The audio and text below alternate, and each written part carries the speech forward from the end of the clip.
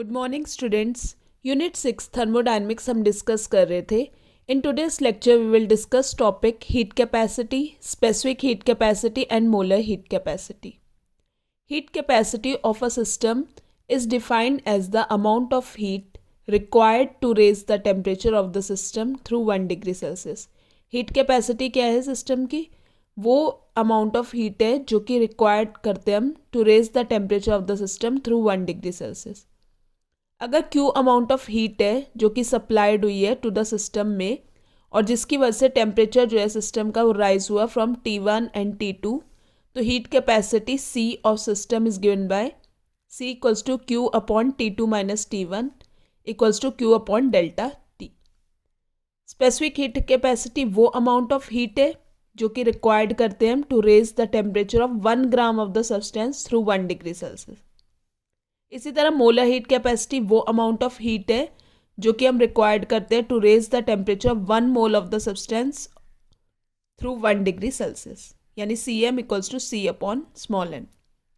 Q equals to M into C into T2 minus T1, Q equals to M into C into delta T.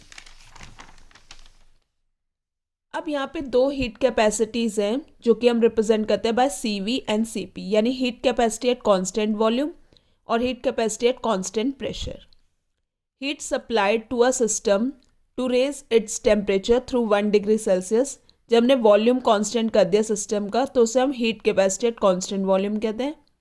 इसी तरह heat जो supplied हो रही है to a system में to raise its temperature through 1 degree Celsius, जब हम external pressure constant कर दें तो उसे हम कहते हैं heat capacity at constant pressure.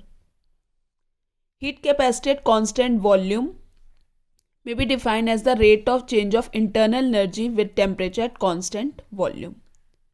जब हमने प्रेशर कांस्टेंट करा during the absorption of heat, then this equation 1 becomes, जो इक्वेशन 1 है, C equals to D U plus P D V upon D T.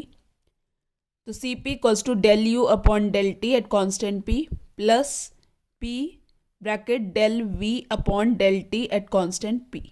इसे हमने इक्वेशन 2 मान लिया.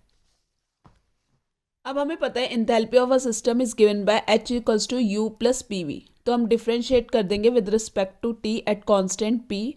Del H upon del T at constant P equals to del U upon del T at constant P plus P bracket del V upon del T at constant P. Combining questions 2 and 3 we get Cp equals to del H upon del T at constant P. तो for any ideal gas this equation में simply written as Cp equals to dH upon dt, यानी heat capacity at constant pressure may be defined as rate of change of enthalpy with temperature at constant pressure. Relationship between Cp and Cv.